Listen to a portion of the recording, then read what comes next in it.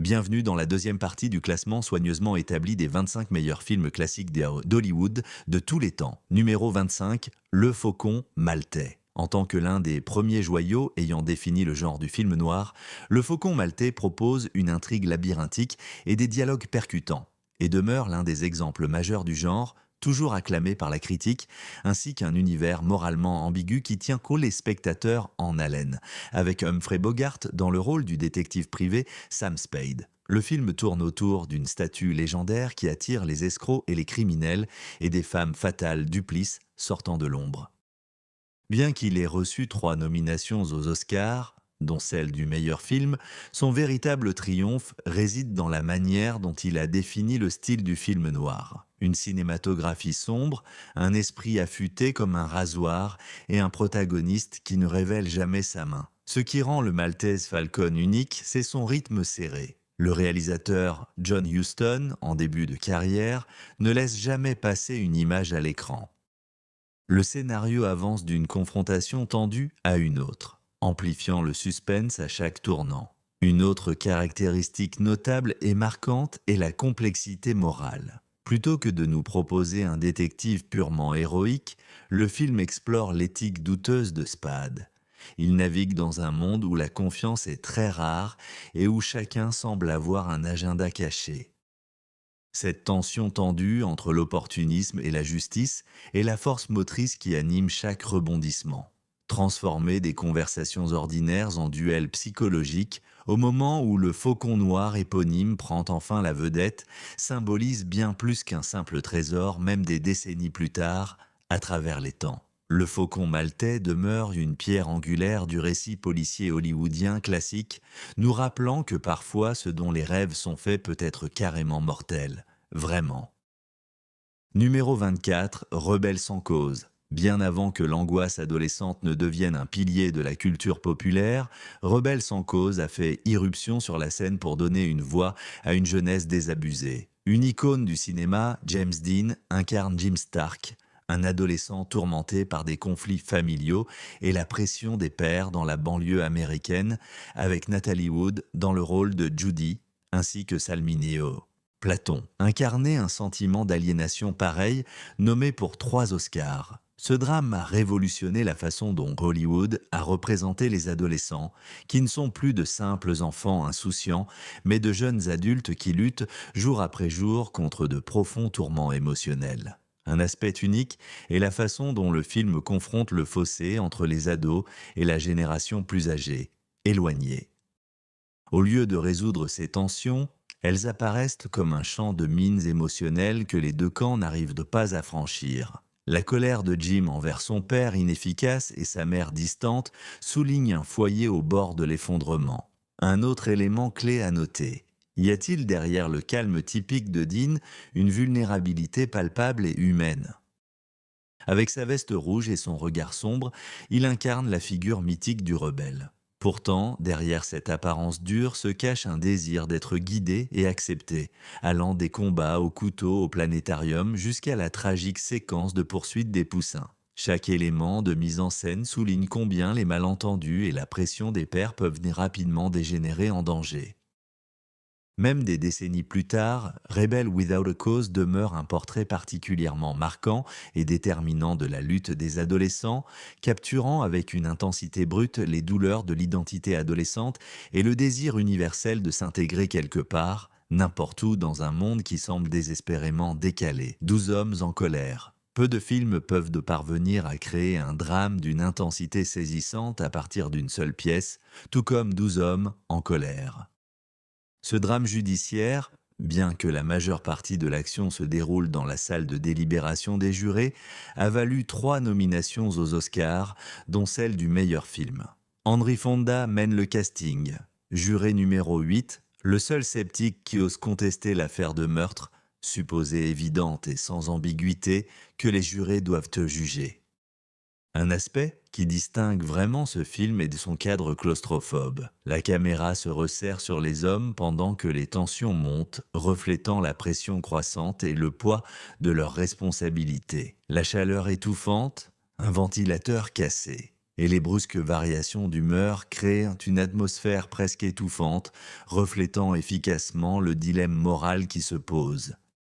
Autre trait distinctif, la façon aussi dont le film expose les biais de chaque juré. Des dialogues soignés et des gestes subtils des personnages, nous voyons comment rancœur personnelle, préjugés et indifférence ternissent fortement la quête de justice. Le vote qui tourne chez chacun, ou son hésitation à changer son vote, révèle une couche d'humanité, que ce soit la bigoterie, la compassion ou l'entêtement, dépourvu de séquences d'action et de décors élaborés.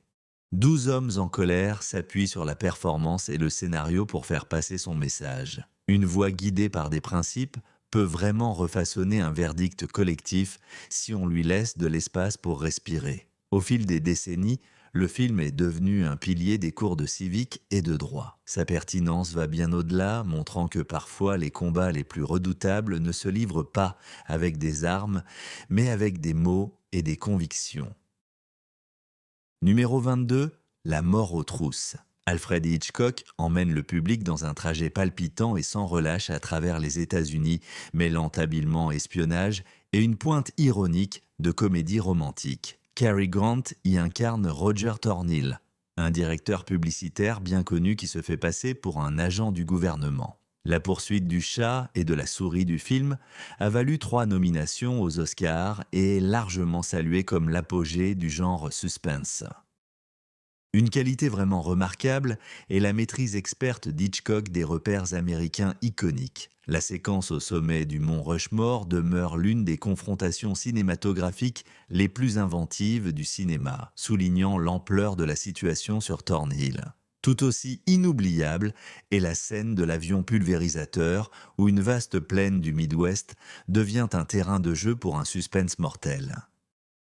Un autre aspect clé qui distingue le film est son ton ludique malgré des enjeux de vie ou de mort et une ironie légère qui traverse le récit. L'esprit élégant de Grant et le charme séduisant d'Eva Marissin insufflent vraiment à l'histoire une énergie vive et chaleureuse. Leur échange truffé d'allusions à double sens donne de la profondeur à ce qui aurait pu n'être qu'un espionnage banal et prévisible tout au long du récit. Hitchcock orchestre les quasi-accidents et les rebondissements comme s'il dirigeait une grande symphonie entière. Chaque fausse piste ou double jeu frappe avec précision.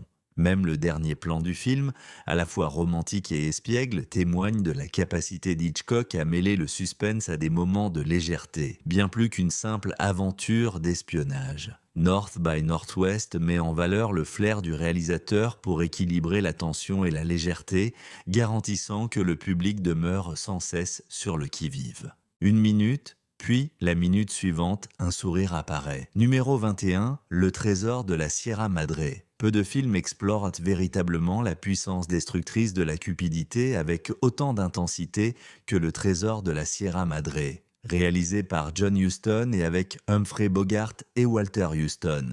Le film a obtenu 3 Oscars, dont le meilleur réalisateur pour John Huston et le meilleur acteur dans un second rôle pour Walter Huston, en faisant du film un succès critique et commercial. Un élément unique est son portrait rude de la désespérance dans l'impitoyable désert mexicain. L'histoire suit 3 chercheurs de fortune qui espèrent dénicher de l'or, mais à mesure qu'ils découvrent des richesses, la paranoïa et la méfiance commencent à ronger leur camaraderie.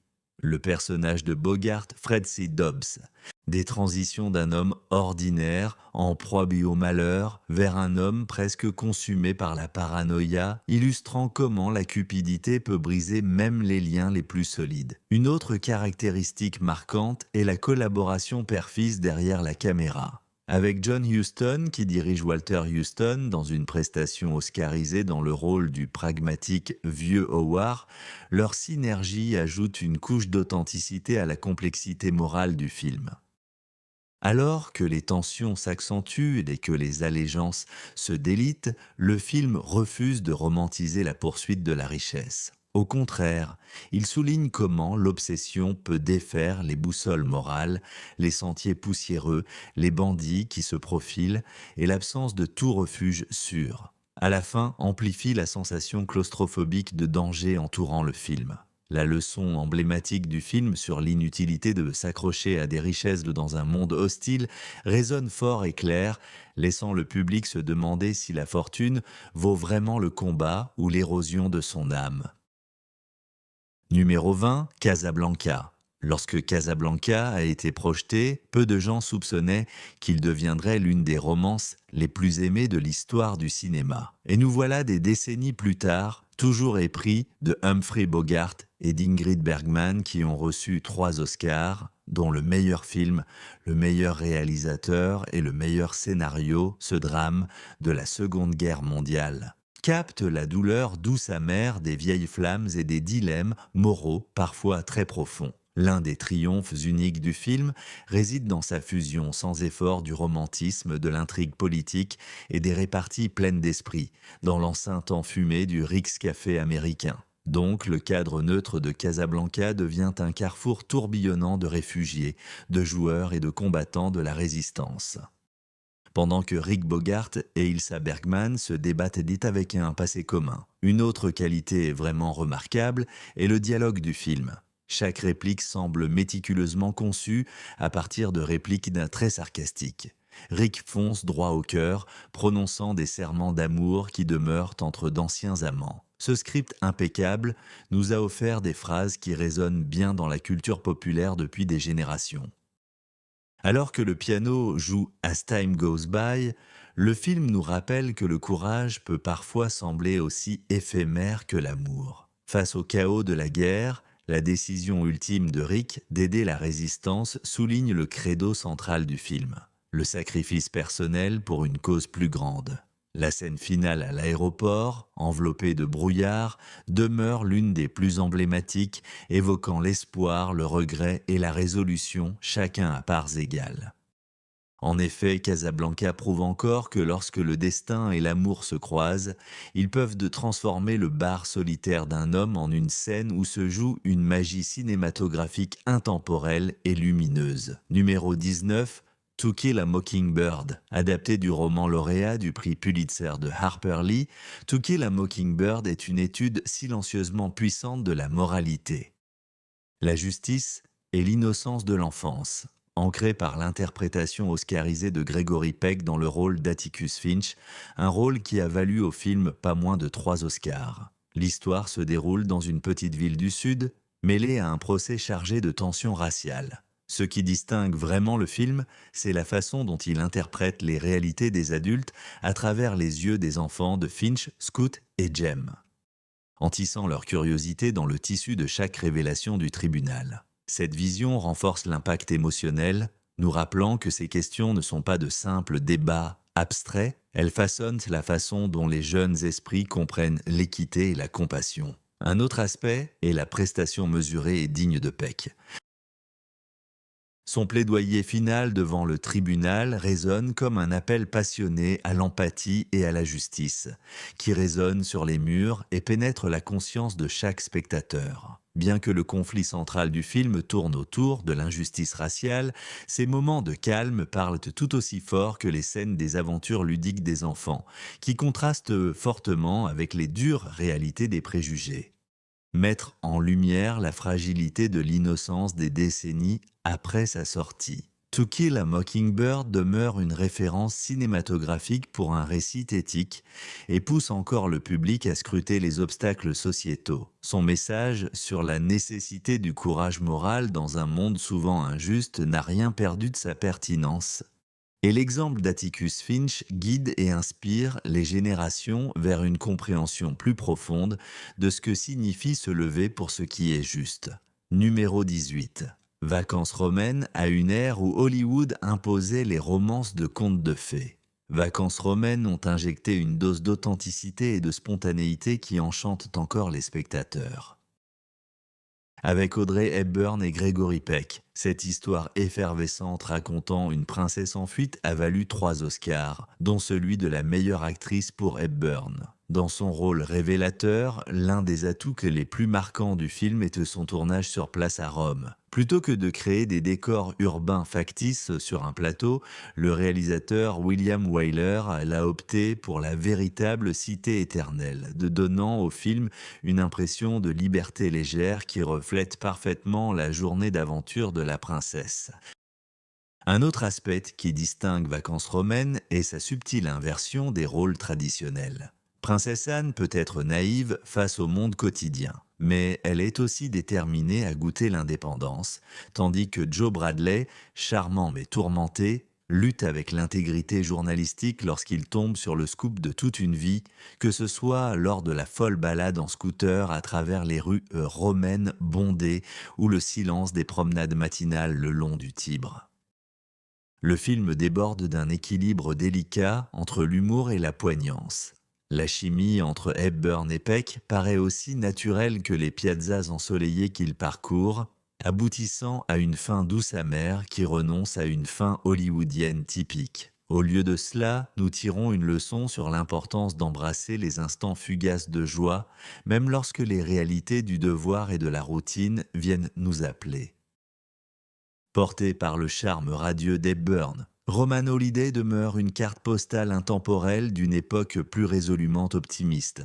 Le numéro 17, Sunset Boulevard. On peut soutenir que la satire la plus sombre de Billy Wilder, Sunset Boulevard, offre un regard obsédant et pénétrant derrière la façade lustrée d'Hollywood, avec William Holden dans le rôle d'un scénariste en grande difficulté et Gloria Swanson dans le rôle de Norma Desmond.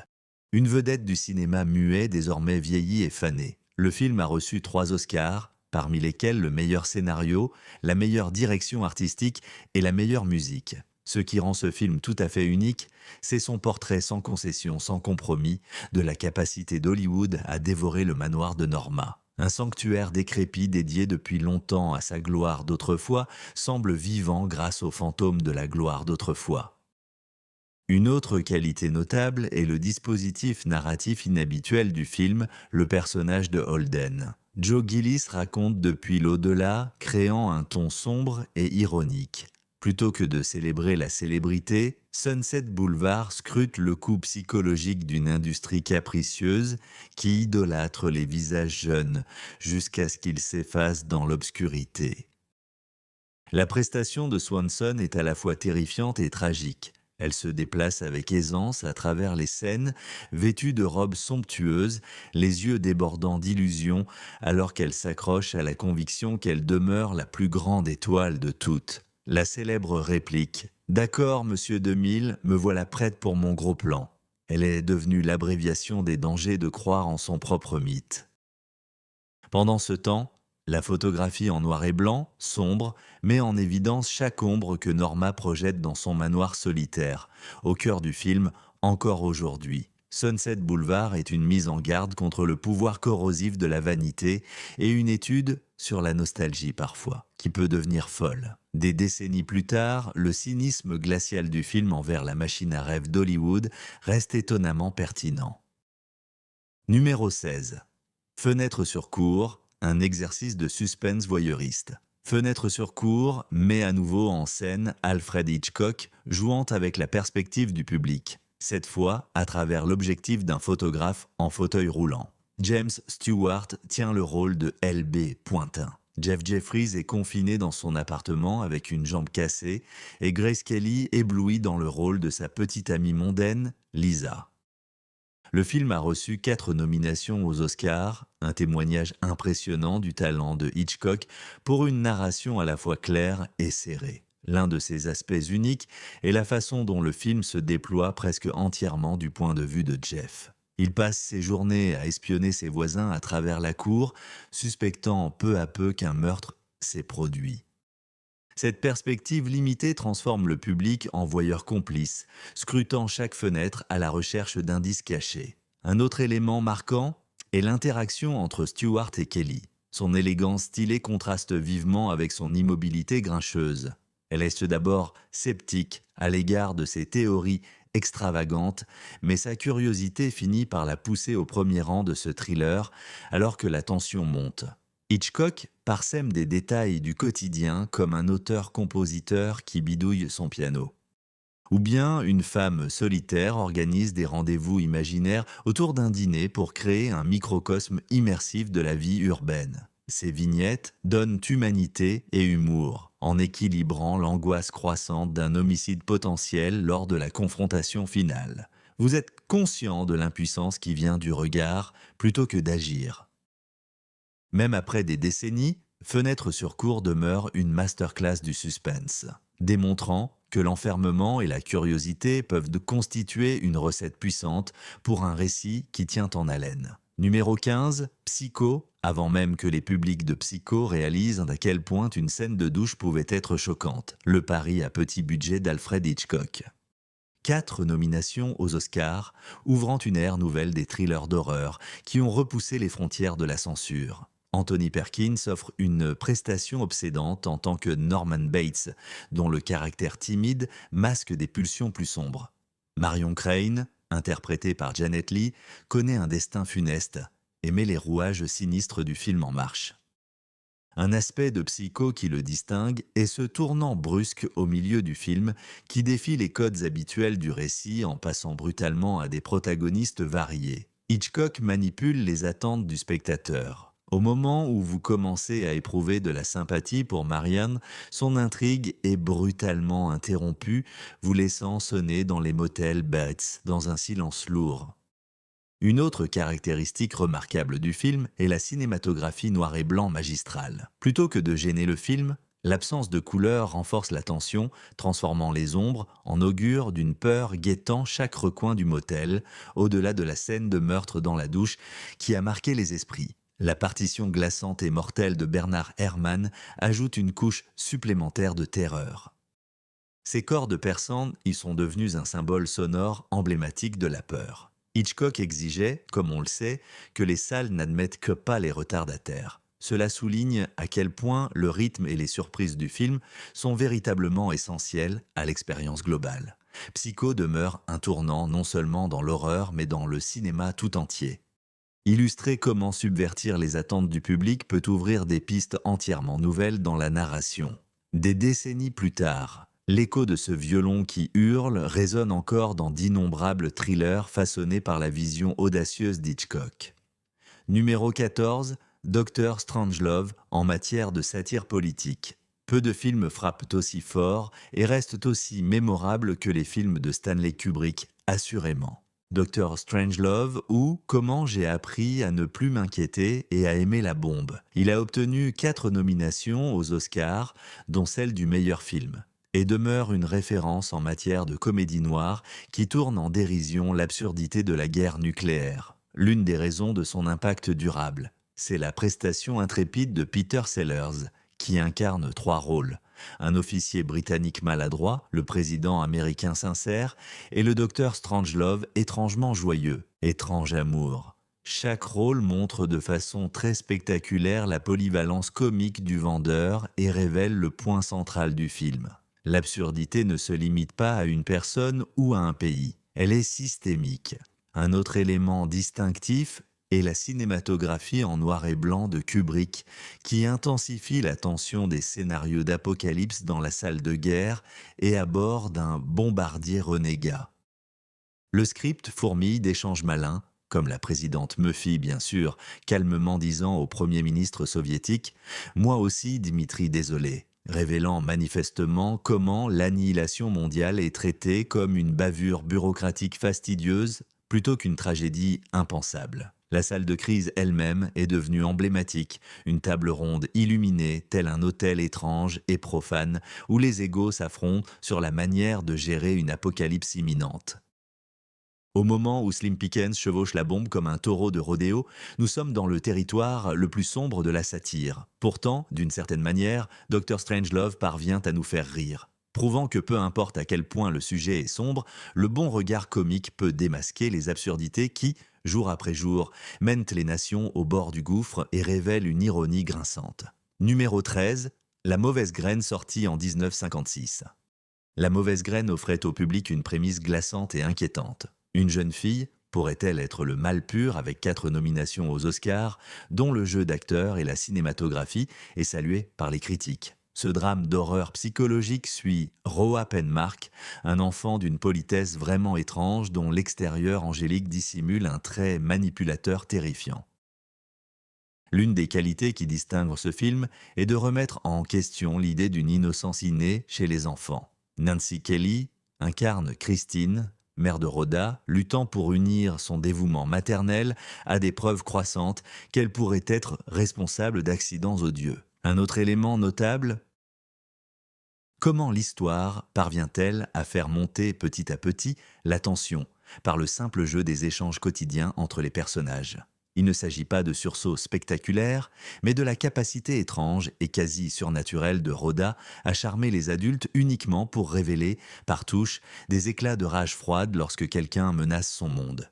Filmé avec une claustrophobie scénique, puisqu'il est adapté d'une production de Broadway, le film transforme les espaces domestiques en cocottes minutes, où chaque conversation et chaque regard scintillent de la promesse de révélations sombres.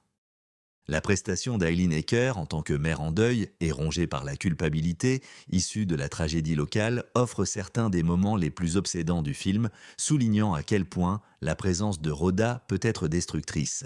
À une époque où l'ambiguïté morale n'est pas la norme, la mauvaise graine posait audacieusement des questions sur la nature et l'éducation, et la possibilité troublante que le mal puisse se cacher derrière même les visages les plus innocents.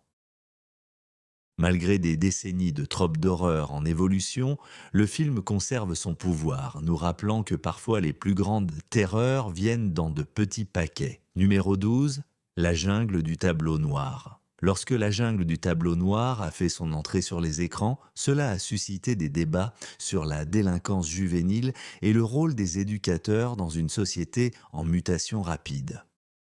4 nominations aux Oscars aussi, dont le meilleur scénario et la meilleure photographie. Ce drame social met en vedette Glenn Ford dans le rôle d'un jeune enseignant débutant qui affronte une classe volatile dans un lycée de quartier.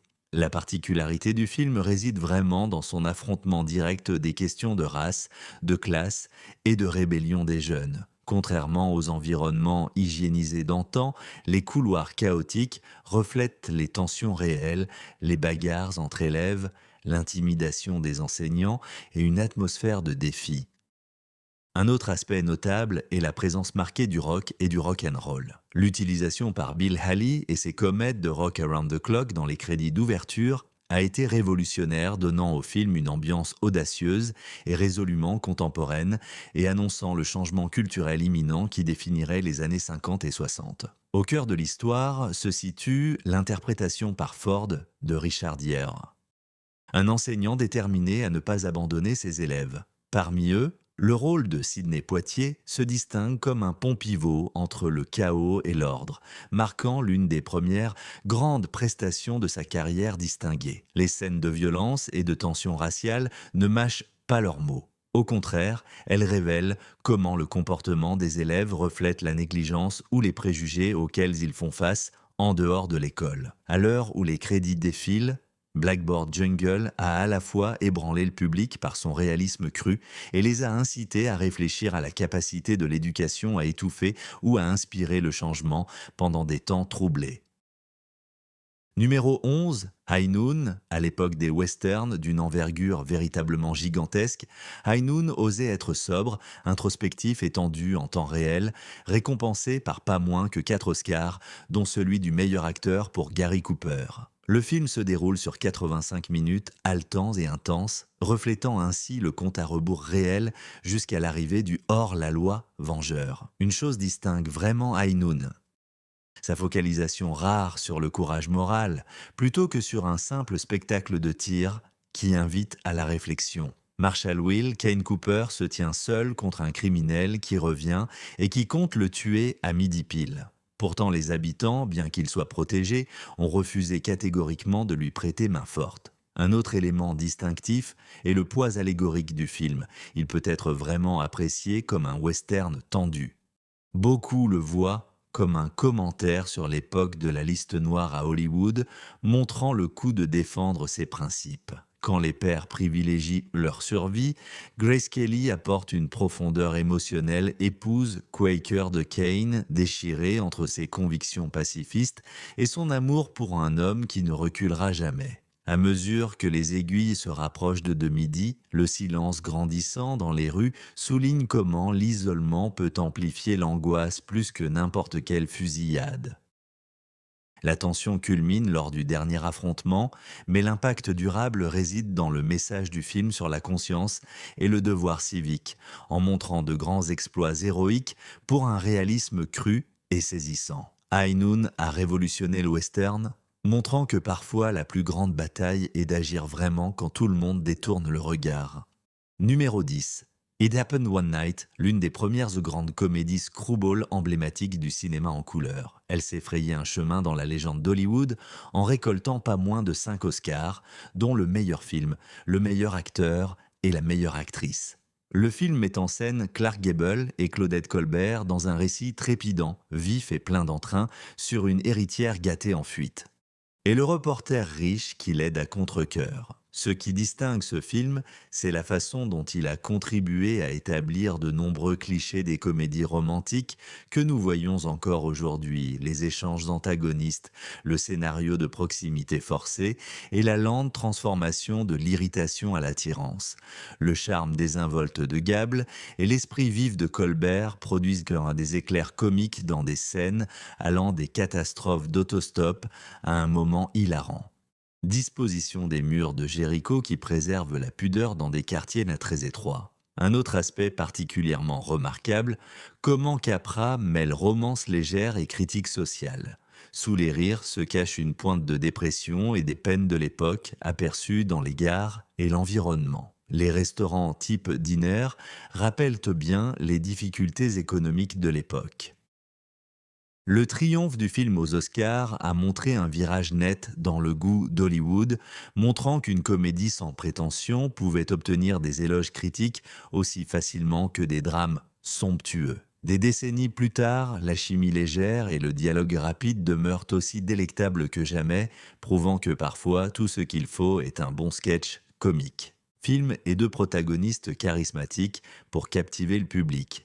Qu'il s'agisse de Gable qui enseigne Colbert, de comment faire de l'autostop ou du duo qui se dispute autour du petit déjeuner It Happened One Night. Cela continue de définir à quoi ressemblent les étincelles qui jaillissent dans une comédie romantique classique. Numéro 9, le son de la musique en matière de mélodie qui monte et de paysages alpins. La mélodie du bonheur domine les palmarès en remportant 5 Oscars, dont celui du meilleur film.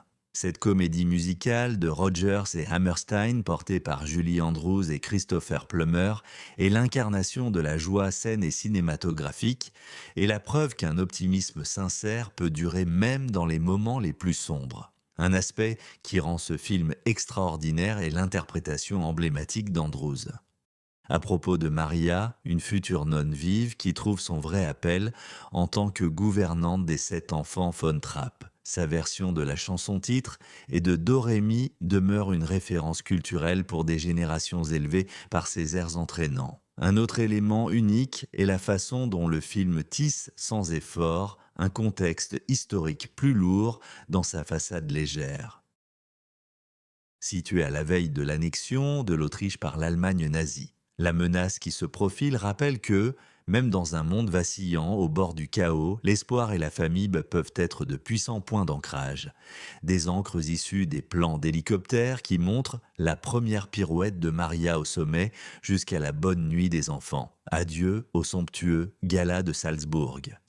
Chaque séquence déborde d'une émotion palpable et intense. Le flegme du capitaine von Trapp, autrefois rigide et impassible, se fissure et s'adoucit lentement sous l'influence bienveillante de Maria, allumant ainsi une étincelle romantique qui discrètement mais durablement brûle jusqu'à paraître indéniable. Et si le film paraît édulcoré, son message d'unité et de courage moral résonne. Le son de la musique demeure comme un rappel jubilant que même lorsque les nuages de tempête s'amoncellent, une mélodie pleine d'espoir peut nous guider vers un refuge. Numéro 8, le docteur Avago entre en scène avec une durée épique et des visuels luxueux, très impressionnants. Le docteur Avago a emporté les spectateurs dans la turbulence de la Révolution russe, remportant 5 Oscars, surtout pour ses prouesses techniques à couper le souffle, comme la cinématographie et le design des costumes. Omar Sharif incarne Yuri Jivago, poète et médecin qui navigue les bouleversements sismiques de la Russie du début du XXe siècle, tandis que Lara, incarnée par Julie Christie, devient muse et emblème. D'un amour perdu par la guerre, l'un des traits distinctifs est le fatalisme romantique du film, réalisé par David Lean, célèbre pour ses récits épiques. Il offre des paysages vastes, nappés de neige qui reflètent le froid intérieur entre bouleversement social et désir privé. Une autre caractéristique est la partition riche de Maurice Jarre, surtout le thème de Laura dont la mélodie obsédante se tisse tout au long du récit pour souligner le désir et le cœur brisé, alors que de nombreux drames historiques se concentrent sur la politique. Le docteur Avago choisit de mettre en lumière les sacrifices personnels qui surviennent quand une vie ordinaire est bouleversée par le chaos révolutionnaire. La lutte de Yuri pour rester fidèle à son art et pour sa famille, qui entre en conflit avec sa passion pour Lara, montrant comment l'amour peut s'épanouir même dans un pays meurtri par la violence. L'échelle épique du film va des trains qui tanguent à travers des toundras gelées jusqu'aux scènes éclairées à la bougie. L'intimité d'un vaste domaine rural ajoute une grandeur cinématographique qui souligne vraiment chaque battement émotionnel. Malgré les critiques visant sa représentation idéalisée d'événements tumultueux, il est indéniable. Son faste, son escapisme et sa réflexion poignante sur la fragilité des liens humains au milieu d'un cataclysme historique. Au fil du temps, le docteur, Jivago demeure un témoignage de la maîtrise du récit de David Lean et de l'étincelle indomptable de l'amour en temps de crise. Le septième, All About Eve, aiguise vos griffes et accrochez-vous solidement sans lâcher prise. All About Eve offre un drame en coulisses qui fourmille de jalousie, d'ambition et de répliques acérées, et qui ne manque pas d'aigreur et d'ironie. Elle a remporté 6 Oscars, dont celui du meilleur film, et ce n'est pas étonnant du tout. La prestation de Betty Davis dans le rôle de Margot Channing, star de Broadway, est un tour de force inoubliable, à la fois charismatique et caustique. Un élément singulier de ce film est la façon dont il dissèque le concept de célébrité sous plusieurs angles, offrant un regard à plusieurs niveaux sur la nature capricieuse de la célébrité. Voici Eve Harrington, interprétée par Anne Baxter, une admiratrice apparemment dévouée dont l'extérieur doux dissimule des ambitions impitoyables. Un autre aspect remarquable est le script de Joseph Mankiewicz, qui regorge d'esprit et offre à Davis l'occasion de lâcher certaines des répliques les plus mémorables du cinéma. Qui pourrait oublier ? Attachez vos ceintures, ça va être une nuit mouvementée. Alors Eve gagne peu à peu le cercle intime de Margot, se liant à ses amis et se rapprochant de son réalisateur, elle approche des feux de la rampe. La tension s'accroît jusqu'à ce que tout le monde soit parti. Yann, la sincérité d'un sourire ou d'un compliment. Céleste Hall, George Sanders et Marilyn Monroe. Dans un rôle bref mais mémorable, décrivez en détail l'écosystème global et complexe du show business en illustrant les nombreux acteurs qui œuvrent discrètement dans les coulisses derrière chaque grande star. Lorsque le dernier acte arrive, on voit comment la cruauté sans scrupule se déguise souvent en humilité, même des décennies plus tard. Tout sur Ève se présente comme un commentaire acéré sur l'ambition, nous rappelant que sous la lueur des projecteurs, les relations personnelles peuvent rapidement devenir des pions dans la quête sans fin des applaudissements. Numéro 6. Un Américain à Paris. Quand les pieds dansants de Gene Kelly rencontrent la musique intemporelle de George Gershwin, naît Un Américain à Paris. Une extravagance musicale en Technicolor qui a décroché 6 Oscars, dont le meilleur film. L'histoire suit Jerry Mulligan, un ancien GI devenu peintre en herbe vivant dans la ville lumière, et la locataire de Leslie Karen, une danseuse française gracieuse qui capte tendrement son cœur, l'une des caractéristiques particulièrement remarquables du film. Est-ce la finale éblouissante de son ballet, une séquence d'environ 21 minutes sur des décors impressionnistes inspirés par des peintres français, mêlant motifs classiques et jazz infusé de Gershwin. Elle repousse les limites de ce qu'un numéro musical au cinéma peut accomplir. Alliant l'art au panache du showbiz, il offre un mélange séduisant. Un aspect qui distingue Un Américain à Paris et sa célébration enivrante de la vie bohème. Café vibrant, promenade romantique au fil du décor et une foi inébranlable dans les rêves artistiques. Cette atmosphère scintille à chaque tournant, rappelant aux spectateurs pourquoi Paris a longtemps conservé une mystique pour les âmes créatives. La chorégraphie de Kelly est légère mais sophistiquée, mettant en valeur son mélange signature d'athlétisme et de grâce. Entre-temps, la formation ballétique de Karen confère à sa danse une qualité éthérée, forgeant une chimie à l'écran captivante. Derrière toute la joie, toutefois, se cache une exploration subtile des triangles amoureux et des inégalités sociales. Le patroniste de Jerry, par exemple, complique sa quête du véritable amour. Au moment où la dernière pirouette se conclut, un Américain à Paris a tissé une tapisserie onirique de couleurs. La musique et la danse qui ne cessent jamais d'envoûter les fans démontrent que, parfois, l'amour et l'art s'expriment avec plus d'éclat à travers le tourbillon d'une valse ou par l'élan même de l'art. Numéro 5, en ce qui concerne le célèbre film noir, Double Indemnity établit la norme dorée et inébranlable du dialogue dur et percutant et de l'attirance fatale, même s'il a obtenu 7 nominations aux Oscars.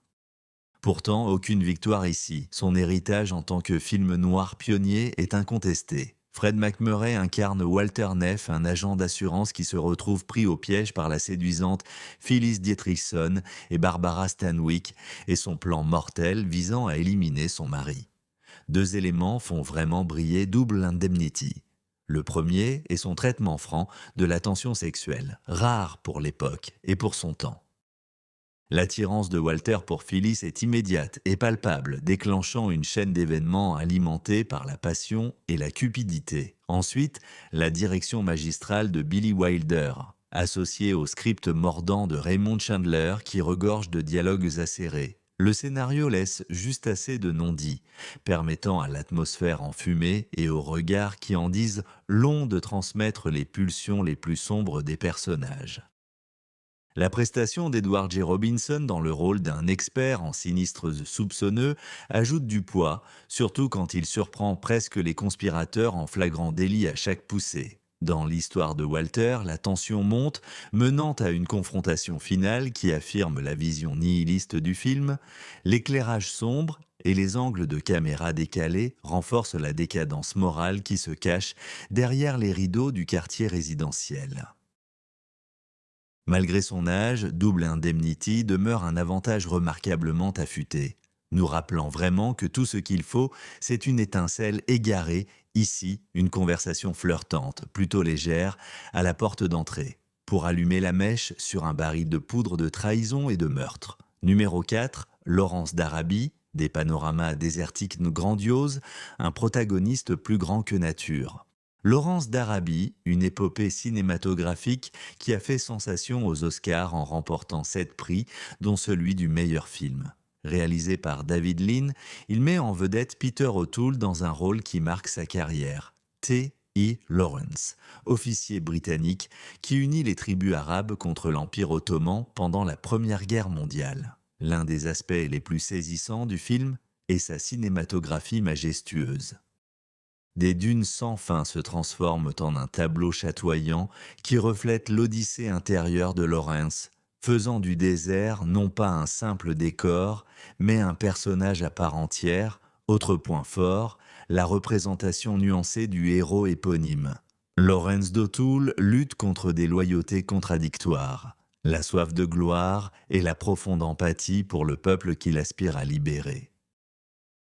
Plutôt que de présenter un portrait plat de l'héroïsme, l'histoire révèle les failles humaines et les complexités culturelles qui alimentent sa croisade, qui dure bien plus de 3 heures durant cette épopée longue. Le film offre des séquences de batailles épiques et des scènes introspectives, où le silence en dit long, comme l'entrée envoûtante du shérif Ali, interprété par Omar Sharif émergeant tel un mirage à l'horizon lointain. Ces constructions lentes mousselinantes soulignent le don de Lean pour employer une envergure grandiose afin de révéler les enjeux émotionnels. La partition musicale palpitante de Maurice Jarre, tissée dans chaque scène, ajoute une couche supplémentaire de grandeur. Bien que certains le critiquent pour romantiser les nuances coloniales, Laurence d'Arabie demeure un sommet de la narration visuelle, un monument à ce qui se produit lorsqu'un réalisateur manie à la fois une ambition épique et un profond respect pour les subtils contours des personnages. Sur les quais, d'une humanité saisissante et sans concession, ce film a remporté 8 Oscars, dont le meilleur film et le meilleur acteur pour Marlon Brando, s'imposant comme l'un des drames les plus influents du cinéma américain, réalisé par Elia Kazan. Le film retrace la lutte morale de Terry Malloy. Brando, ouvrier portuaire et ex-boxeur pris dans l'emprise de patrons syndicaux corrompus. Un aspect qui distingue ce film est la prestation électrisante de Brando issue de la célèbre scène de Taxi où il se lamente. J'aurais pu être un prétendant au titre face à sa vulnérabilité brute. À l'opposé d'Eva Marissin et d'Eddie Brando, compatissant, a redéfini le jeu d'acteur à l'écran avec un réalisme. Cela crépite d'une colère refoulée et de regrets tenaces qui ne cessent jamais. Un autre point encore marquant est le tournage en lieu réel à Hoboken, dans le New Jersey, remplaçant des décors polis par l'authenticité brute des quais et des ruelles délabrées. Ce sens du lieu ancre le récit dans une lutte tangible et âpre entre des travailleurs exploités et les gangsters qui profitent de leur silence. La direction donnée par Kazan permet que le conflit moral mijote lentement, reste présent et dissimulé sous la surface des choses. Terry sait ce qu'il faut faire, mais lutte contre la peur et la loyauté envers son frère et les hommes qui l'entourent autour de lui, dans ces circonstances difficiles et lourdes. Par ailleurs, le rôle de Karl Moldin en tant que prêtre ardent et fidèle, poussant le docker à se battre, il insuffle une urgence spirituelle. Mettre en évidence le coup du silence face à l'injustice sur le front de mer résonne encore comme un rappel puissant que le courage n'est souvent de choix humains, simples face à un système corrompu, brisant le code du silence et osant se dresser seul même lorsque l'espoir se fait rare. Numéro 2, Autant en emporte le vent. Peu de films ont égalé le phénomène culturel né de Autant en emporte le vent. Cette vaste épopée sur la guerre civile a remporté 8 Oscars, dont meilleur film et meilleure actrice pour Vivien Leigh, et demeure l'un des films les plus rentables de l'histoire une fois ajusté pour l'inflation. Le film est centré sur la vie tumultueuse de Scarlett O'Hara et sur sa dynamique amouraine avec Red Butler, incarné par Clark Gable. Le film fourmille de romances, de tragédies et d'une volonté indomptable. Un facteur unique réside dans son ampleur impressionnante. L'incendie d'Atlanta, le cadre étendu de la plantation et les costumes somptueux qui soulignent Hollywood prêt à peindre sur la plus vaste toile possible. Un autre aspect qui confirme sa réputation éternelle est l'interprétation de Scarlett par Leigh. Égoïste, coquette, mais irrésistiblement captivante. Elle incarne une femme qui, pour le meilleur ou pour le pire, trace son chemin à travers le chaos brutal ravagé par la guerre pour préserver ses terres, son rang et son prestige. Bien que le film ait été largement revisité pour sa vision romancée du Sud ancien et des personnages noirs, son importance historique au cinéma ne peut tout à fait être ignorée. La prestation oscarisée d'Hattie McDaniel dans le rôle de Mamie a franchi les barrières tout en éclairant les dynamiques raciales de l'époque. Finalement, Autant en emporte le vent se présente comme un témoignage de l'âge d'or d'Hollywood pour la narration épique, avec des amours fiévreuses et des chagrins d'amour, bien après la réplique mythique de Rhett.